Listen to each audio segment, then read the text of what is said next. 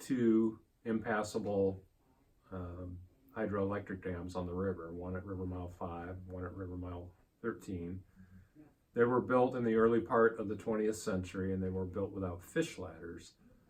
What those dams did ecologically to the river was fairly devastating, because they cut off the building blocks of how salmons or how rivers maintain themselves in the world. And that's sediment supply and wood.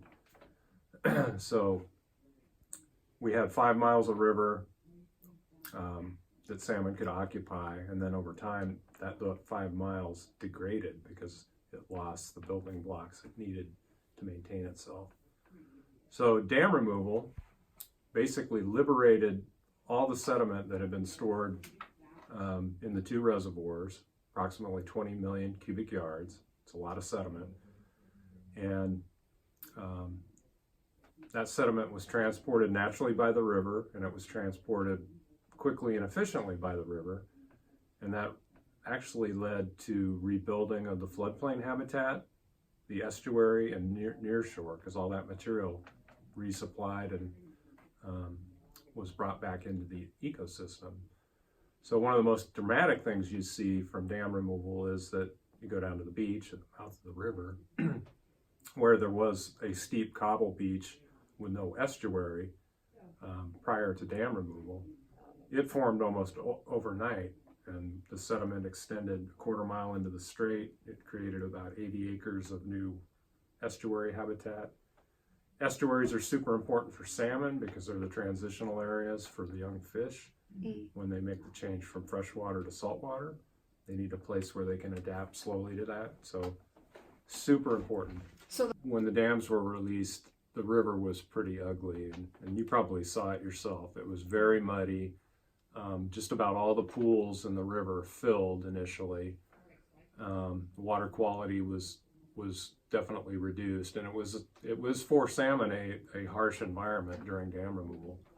However, the river transported the material well, and by about the 4th year of the project, we were back or near at background sediment levels.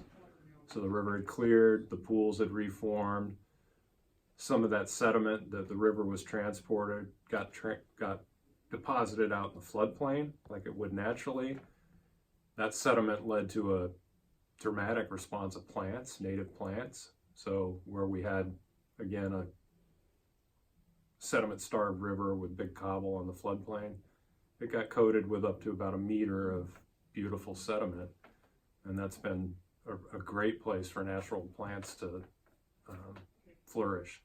We're seeing some dramatic responses in different places, like Indian Creek, which is one of the tributaries. That's been colonized by coho, steelhead, and chinook, and those populations are going like gangbusters.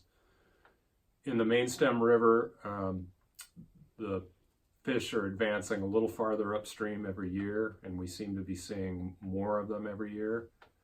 So we're starting to see that signal pretty strongly.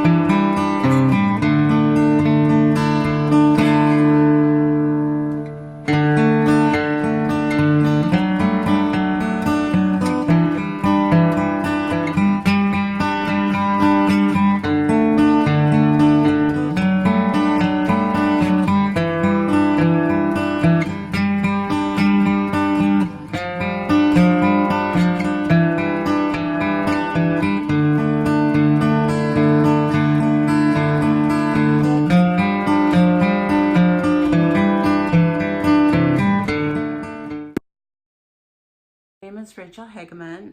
I'm from the Elwha tribe, and I have a career base in natural resources management. I am a policy representative on the Elwha Fisheries Committee, and we oversee the finfish and shellfish resources that our tribe and the other clown tribes harvest on during the year.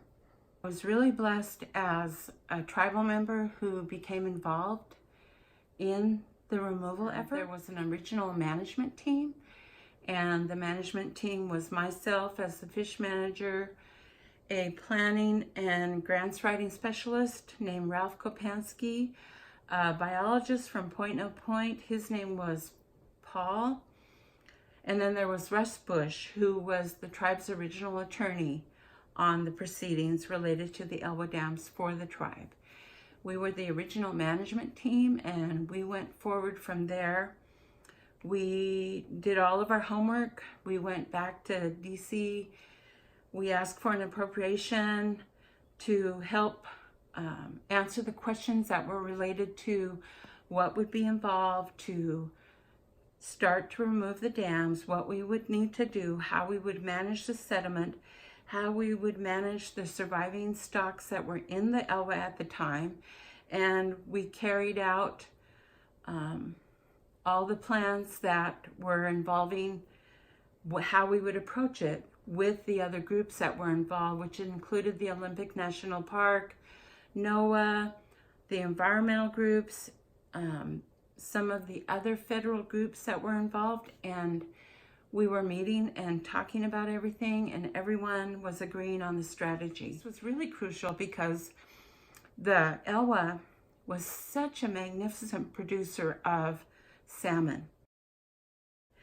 And there were biologists that were involved and who were just lovers of the Elwha watershed itself, who said that river produced like a river in Alaska. And there's not that many rivers in the area in the state of Washington that produced in the same way. There were other rivers that had excellent production, but they weren't near as, I guess the level was not near what the Elwha produced originally.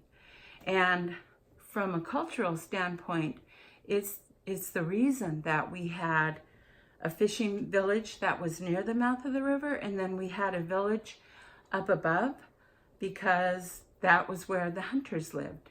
The fishermen lived on the lower, and together we came together to have ceremonies to share because it was abundant, and we kept all of our families fed through the winters and in the summers and springs because the watershed, based on the ecosystem as a whole, provided everything that the tribe and all of our people needed to survive. And so it was really a blessing, and such of a blessing that we had 2 major permanent villages on the Elwha watershed.